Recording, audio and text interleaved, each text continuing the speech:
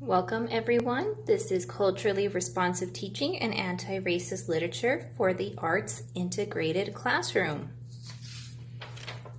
So a brief overview of this presentation.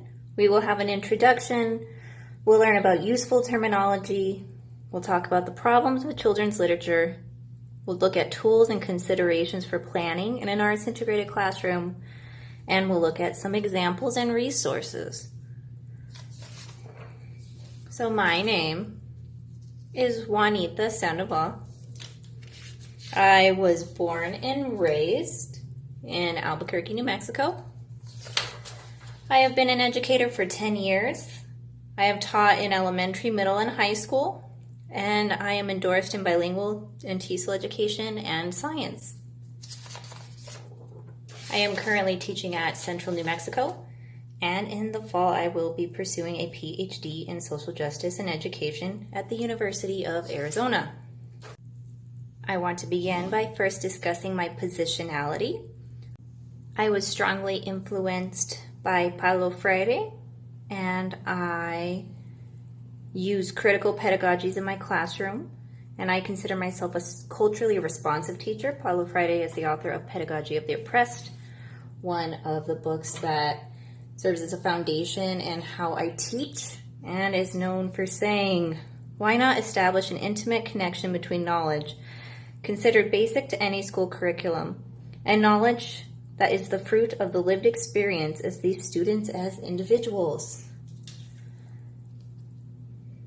This then is the great humanistic and historical attack of the oppressed, to liberate themselves and their oppressors as well. And education is the practice of freedom, the means by which men and women deal critically and creatively with reality and discover how to participate in the transformation of their world.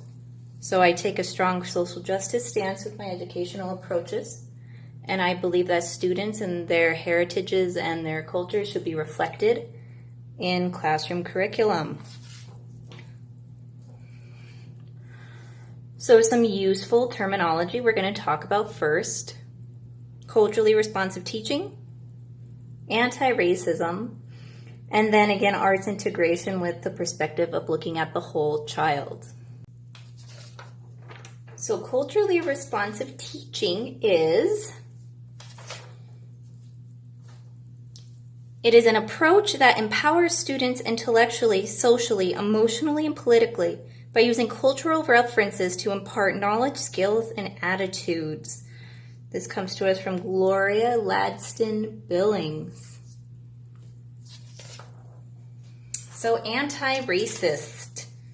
So to be anti-racist is a radical choice in the face of history, requiring a radical or reorientation of our consciousness. In a racist society, it's not enough to be non-racist, we must be anti-racist.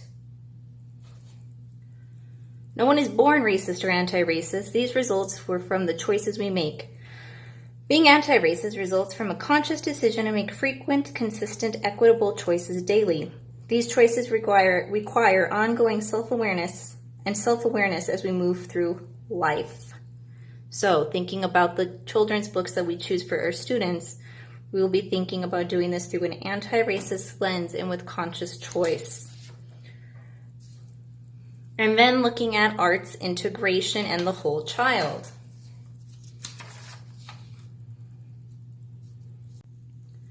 So in making these connections with arts integration and the whole child, we think about our whole child tenets, which are making sure that students are healthy, emotionally safe, that there is active engagement, personalized learning, and they are challenged in regards to the global environment. And all of these tenets will align with arts integration, as well as with culturally responsive teaching and anti-racist pedagogies.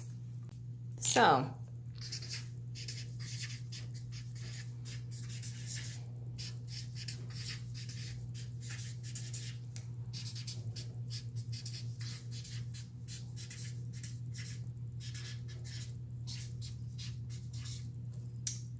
what's the problem with children's literature? So we will be going through some statistics that have been published by the Cooperative Children's Book Center. These statistics come to us from 2012, and as you can see, in published books, and out of 3,600 published books, 93 of protagonists were Caucasian, 2% were about Asian Pacific Americans, less than 1% were about Native Americans, 1.5% were about Latinos, and 3% were African Americans. But again, that's 93% in 2012. Jump to 2015, we see some improvements, kind of. We see that 73.3% of protagonists in children's literature are white. 12.5% are about animals, trucks, etc. 7.6 are about African or African Americans, 3.3 Asian Pacific Americans, 2.4 Latinx, and 0.9 American Indian or First Nations. So you can see that minority groups are beaten by animals and trucks. And jumping forward even more to 2018, so fairly recently, we do see some improvements. However, 50% of protagonists are still white. 27% are animals or other. We have 10% African American, 7 Asian Pacific Islander, Asian Pacific American, 5 Latinx, American Indian, 1% First Nations. So as you can see, if we're thinking about culturally responsive education and having students' voices in our curriculum, by looking at the literature published, students' stories are not being told. So, in addition to just looking at content, it is also important that teachers do research into the authors and illustrators themselves. Lee and Low Publishing Books, Lee and Low Books, is the largest multicultural publisher in the United States. And they did a study where over 24 years, they looked at multicultural content in books and found out that about 13% of books published within those 24 years had multicultural content. They also did a study in 2017 which showed that 7% of books published were written by Latinx, Black, and Native American authors combined. So it is important that as teachers we look at the literature we select for our students from a culturally responsive lens. So there are 8 components to culturally responsive teaching, and I will share them now. Reflect on one's cultural lens, so thinking about yourself as a teacher, and reflecting on your own biases, your own background, your own heritage. Recognize and readdress biases in the system, connecting this to anti-racist pedagogies and being transformative. Draw on students' culture to share curriculum and instruction. Bring real-world issues into the classroom. Model high expectations for all students. Promote respect for students' differences. Collaborate with families and the local community. And communicate in linguistically and culturally responsive ways.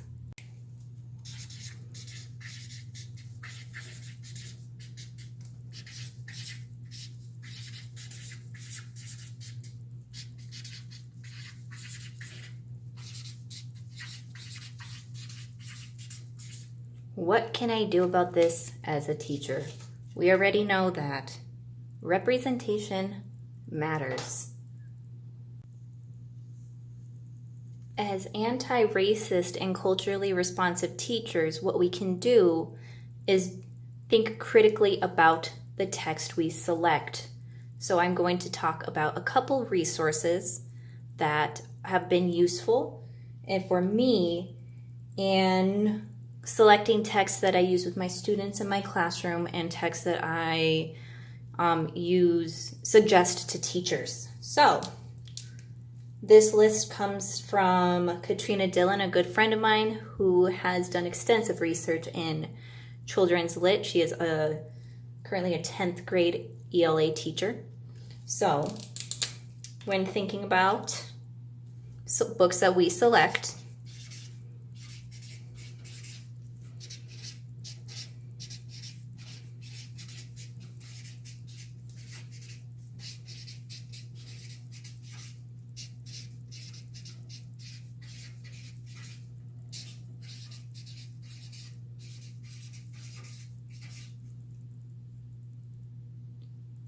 when we think about books we can select, we can think about agency, representation, culture, purpose, and language. So what questions can we ask ourselves when we are looking for texts to read to our students from an anti-racist or culturally responsive lens? So agency. Whose broad social interests are being served, as in large social groups? Does the problem get resolved by assimilating to social norms? Representation. What roles are given to women, people of color, the working class, poor, and the differently abled?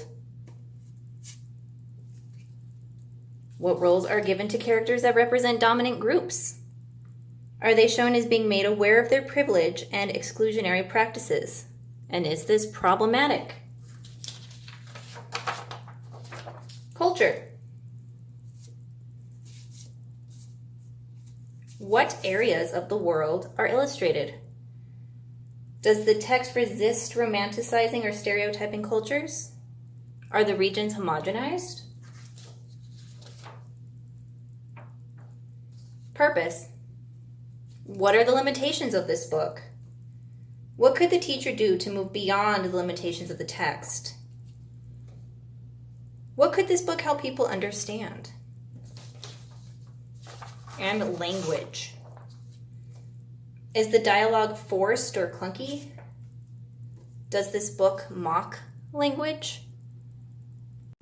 Another great tool to use when selecting literature for your classroom, culturally responsive literature, comes from Teaching Tolerance. They have a reading diversity checklist. This one is for grades 3 through 5, where you can go through and read through the checklist and check yes or no if that book follows the criteria of being culturally responsive. The same things such as are people of different races, genders, classes, ages and classes featured in the book, etc. They have also put out Reading Diversity, a tool for selecting diverse texts, which is also an excellent resource that you can use when selecting literature to read with your students.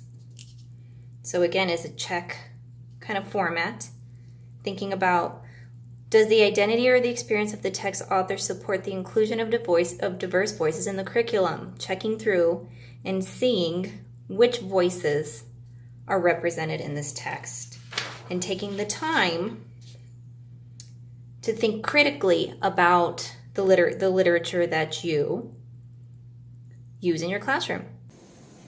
So let's talk about some examples and non-examples of culturally relevant literature.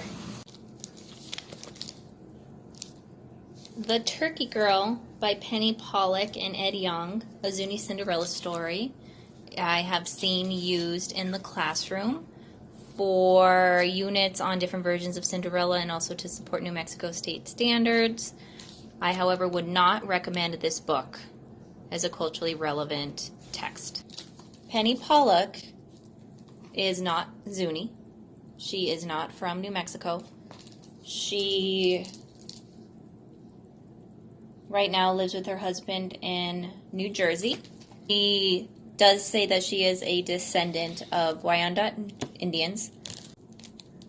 And researching more about this story, I have found problematic reviews from her from the American Indians in children's literature, where she has specifically been called out by Native American authors as to why she chose to write this story, and also what is her affiliation with the Wyandot tribe and people, and what does that look like for her. She has not responded to these criticisms, this story in itself is problematic, and one must always move forward with caution when retelling Indigenous stories, as to not be insensitive to the cultural values of that particular group of people. This story was retold by Penny Pollack, and where this story comes from is a set of retellings of Zuni stories by Frank Hamilton Cushing. Frank Hamilton Cushing was an anthropologist who lived with the Zuni people for many years in the late 19th century. Cushing published a story called The Poor Turkey Girl in 1901, which is believed to be the basis of this book. So Cushing, and without going too much into the history of all of this is something that I would recommend if you are going to talk about the Zuni culture. Cushing is a problematic and controversial character to the Zuni people. So essentially, Penny Pollack did not consult with the Zuni people. She is profiting off of a story that could potentially be problematic. There are problems with the language that is used in the book that could be considered stereotypical or romanticized. So when researching literature about Native peoples, Indigenous peoples, people of color, it is important to research the author, think about their purpose in writing the story, and make sure that what they are writing is not problematic. In looking at a good example of culturally responsive literature, I would highly recommend Kiki's Journey by Christy Rona Ramirez, illustrated by Jonathan Warmday. This story is written by a woman who is from Taos Pueblo, and it is about a little girl who lives in California and travels back and forth to Taos Pueblo. So there's a lot of great information in this book. It is told from a modern-day perspective, which is another problem with children's literature that represents Native Americans, in that it gives the idea that Native Americans were something that happened in the past. So this is a contemporary tale that is culturally relevant to New Mexico and to Native Americans. Another story I would like to talk about from a culturally responsive lens is Elena's Story by Nancy Shaw.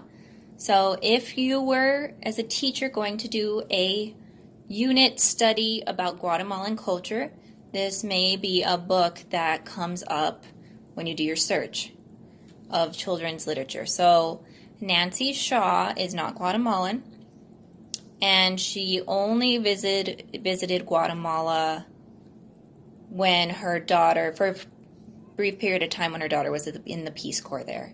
So again, that brings into the idea of what is the author's purpose in writing this story.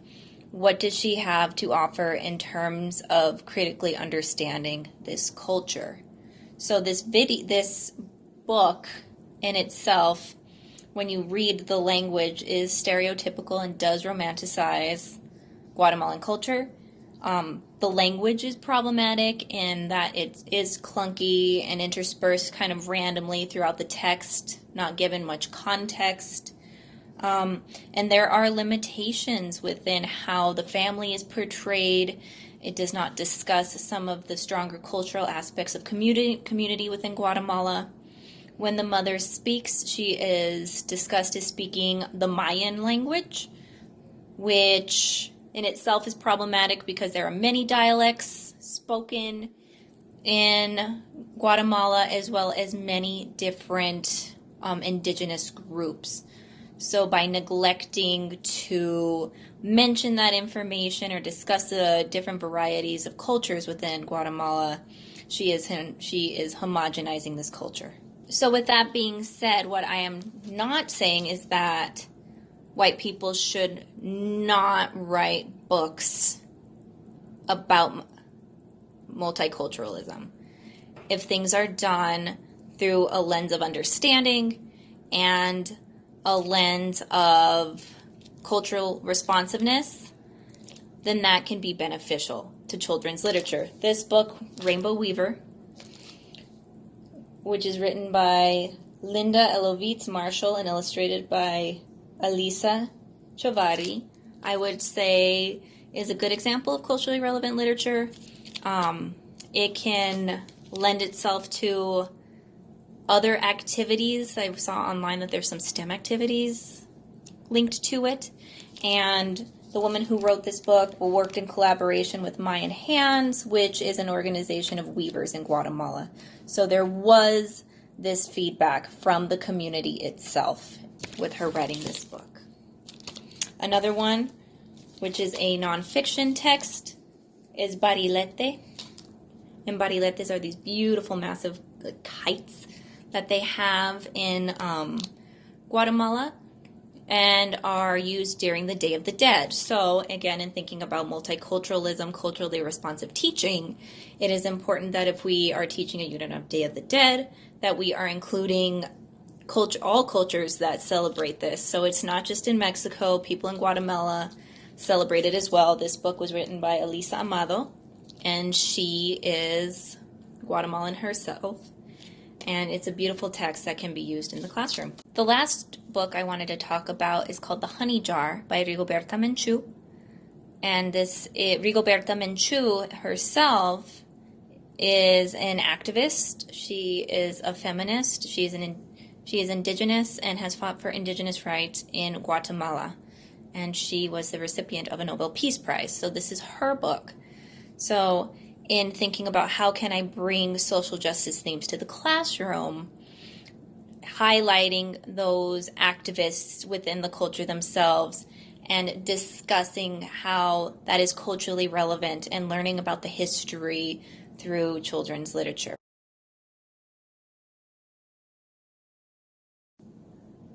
So my advice for teachers: know your students, learn the history, do your research.